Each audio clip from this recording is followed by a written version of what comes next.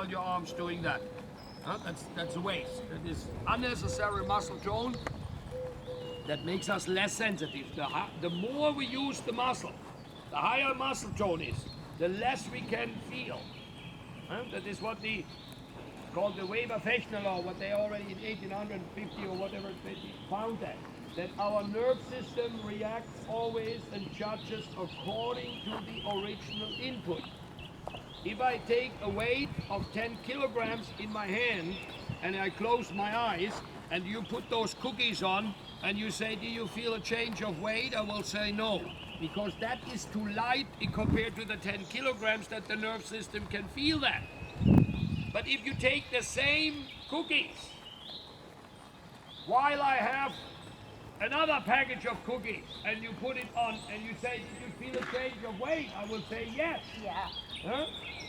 So because originally when I only have that weight in the hand so light, my nerve system immediately adjusts to that, takes that as a base. Yeah. And then as that light base a change about the same weight, we are capable to feel that. Yeah. But if the basic part is already 10 kilograms, it's about 2 to 3% increase it has to have that the nerve system feels the change in weight. So if I have already a higher muscle tone, because my arms are already here, and I got over the years so strong that I even not getting tired, that means that there is no feeling anymore. That feels normal. Yeah. Huh? But all you need to do is for a moment, zero, letting it fall. And then to organize the body differently and say, no, I just lift from here. I'm not lifting from here, I'm not lifting from here, I just do this here. And then in the most natural way, your forearm is lifting and you have basically just that muscle tone in your arm that the forearm can be lifted, and whatever your index finger and ring finger has maybe to apply a little pressure on the rein, that the rein doesn't slide through your fingers.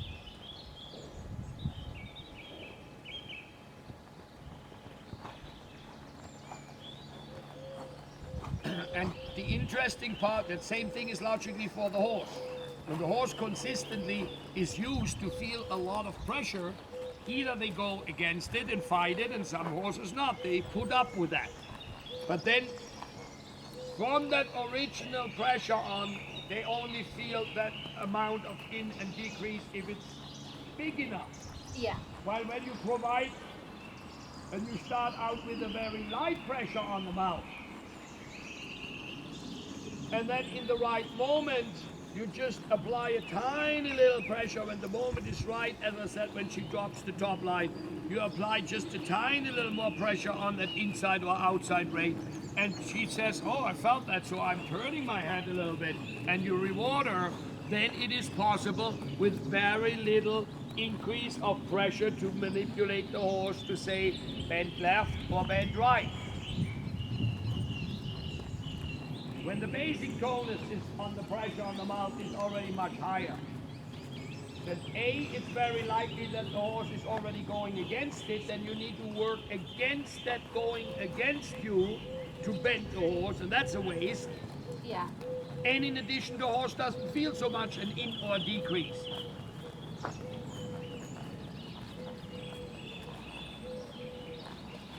And that's why the very beginning is always logically to our seat, because that's the weakest age. So from that point of view, we're always interested to say, before we even do something on the mouth, can I stabilize my core?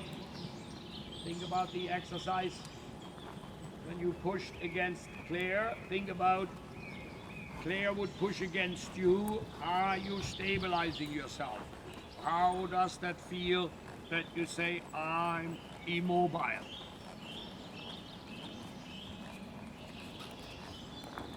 Only not immobile in the arm.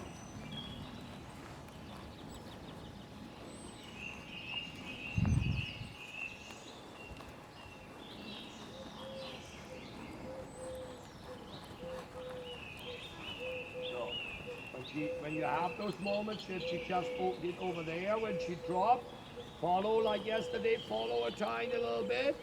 So, and in that moment when you follow, you come with your leg and you say, come on, move forward.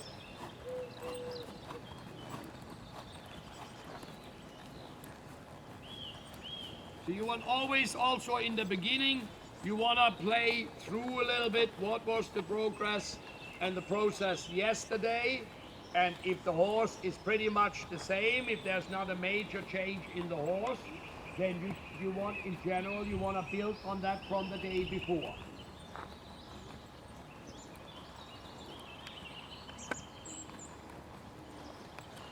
And that's where I have, for my regular students, they hear daily what I call those 5 steps for the rider. On a very general level, it starts with mindset.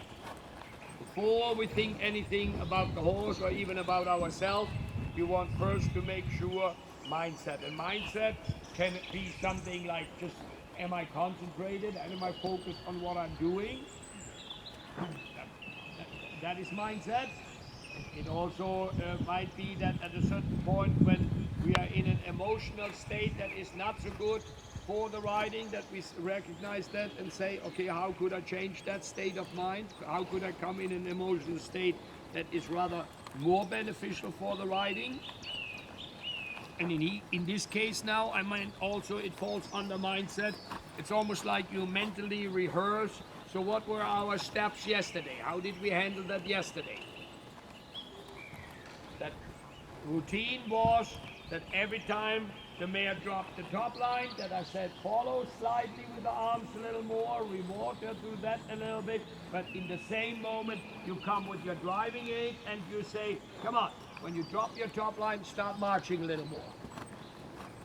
And either she listens very nicely to that, then it's fine, or not, you'll come a little bit with a reprimand to say, no, I'm not happy with that. You're not listening good enough to me. And that still is for most of the riders, and I still after 30 years I have not understood why that is the case. That for most of the riders, even when they understand that aid and reprimand, but it takes a long time until they finally, it clicks and they are on their own not allowing those horses to act and to ignore the leg or to be too numb on the leg and stuff like this, that they really get the horses sharp, that they're electric on the leg, that they immediately responding. Oh.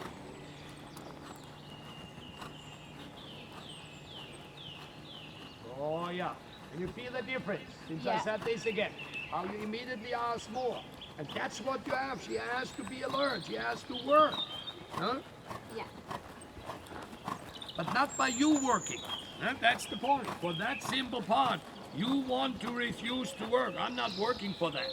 It's ridiculous. If a horse would be so dumb that they cannot learn that they have to go walk, trot, canter on their own in a decent way, you know, that would not be do justice to the horse. The horse learns that in 1 minute.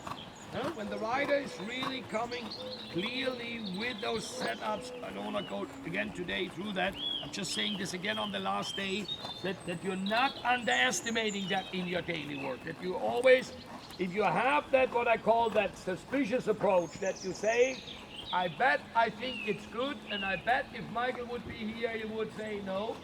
And if he would only talk a little aid and reprimand, I immediately would do something, and then I would say, yeah, sure, my horse goes better now. Yeah. Well, that's you have to do on your own when I'm not here. Okay. Huh? So, and the other part was then that when she drops down, that you follow a little bit, not so following that the rein is loose, but that you reward that dropping of the top line, and in that moment then you say, look, and when you make your neck so long, then it's so easy to really cover ground and really march forward. And if she allows that then and stays down, I remind you again, that's what I call the most basic dressage reflex that we want to install in the horse. That the horse says, yes ma'am, I understand, I go immediately forward from your leg and I'm reaching for your hand.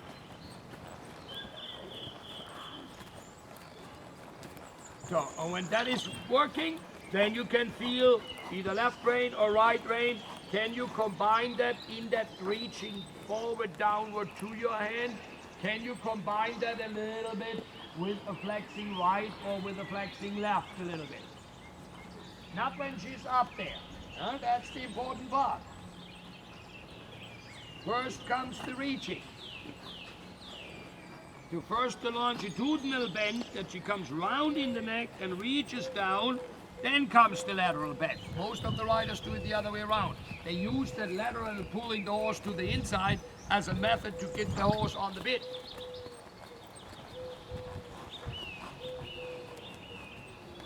So, and make sure that when you ask a little bit flexing, is she immediately slowing down? Then the one or the other time you might allow that. You might say, well, 2-3 times I do first hand without leg. That some of the horses, if you immediately put the leg on and drive them forward, they are up here and skeptical. So a few times, if you decide this deliberately that you say, okay, I know you might slow a little bit down, but I want to be very accurate with the hand. I want to feel how can I stimulate a little bit to flex her to the left or flex her to the right. And then if she flexes nicely and you reward her again and she drops more, then by the 3rd or 5th time, then you have to say again, yeah, but now we do that without slowing down. Flexing a horse or bending a horse, the horse should not think, well, automatically when I do this, I slow down. And there's so much, that's why I'm taking more time in the walk, because there it's not so tiring for the horse, it's not so tiring for the rider. It can be done much more accurately because the rider can sit better than in the trot, but those things logically then must be done. It's not the point just to let time go by in the walk and that's it. Oh.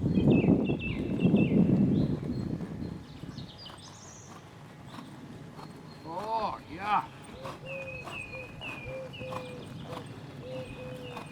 And when the horse then, for example, reaches down, you can flex her to the inside. She allows you still to drive her forward. Then comes that whole complex of riding the horse from the inside leg to the outside hand. A horse is only then really good in the outside rein. Is only then really in the outside rein when they yield from the inside aids, from the inside leg and also from the inside rein, so that she allows to have her flip the crest to the inside, that you can see easily the inside eye, the inside eyelashes. The horse gets hollow on the inside of the neck. And with that feeling, then you can put your seat bone and inside leg on and can feel, so now I'm holding her onto my outside rein while she is flexed to the inside. When she comes up again, you leave that, you ride her forward, you let her drop the top line, you let her reach. You have first the longitudinal bend. When she's reaching down again, then you approach again. Can I flex you to the inside? And we can logically each of those steps interrupt. And we can, for example, say, okay, every time she reaches, that's what we were doing the last days in the beginning, every time she reaches, I reward first a little bit by going a little more with her with the hand. Not throwing the rein away, just going a little more so that she feels encouraged. Oh yeah, I reach more down, I make my neck longer. That would be the most simple part. That could be even separate from the forward driving, that you first say, oh, I think first I do 5-10 times, I just give, I just follow. So until you feel, oh, now that has, she has recognized that in her brain, and now I barely do something a little bit, and she already says, oh, can I go down again? Do you follow me a little more?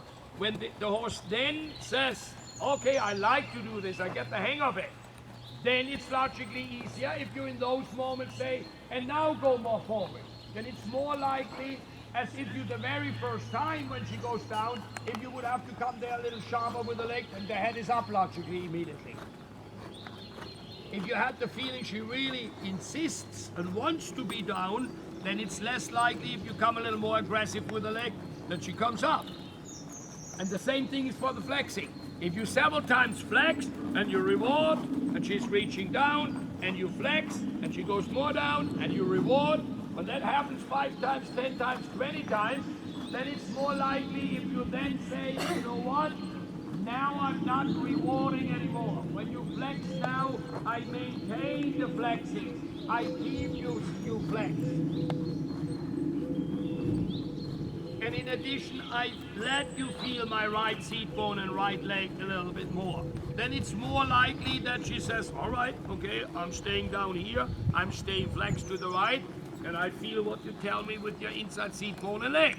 And through this we hold the horse then gradually to the outside rein, while the horse stays flexed to the inside, what she is not right now, just as a feedback. She is not flexed right now, just as a feedback, not as a criticism.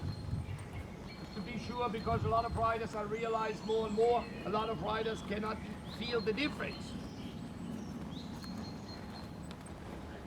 A horse is not automatically flexed when you see the eye. A horse truly is flexed when the horse doesn't give you any resistance anymore on that right rein. That logically happens not very long. They give for a moment to the right, they go 2-3 steps, and then they say, now I make my head straight again. But that you have to feel to immediately say, no. We are on a circle. On any curved line, you should be the whole time flex and later even bend.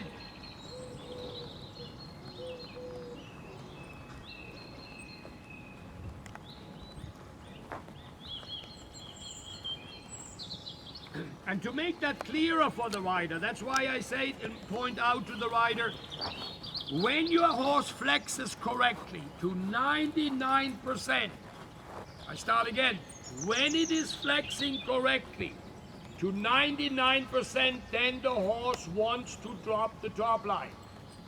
So when your horse is not dropping the top line, but you think it would be flexed, be skeptical, because it would be just that 1% where maybe the horse could be flexed and anyway doesn't drop the top line.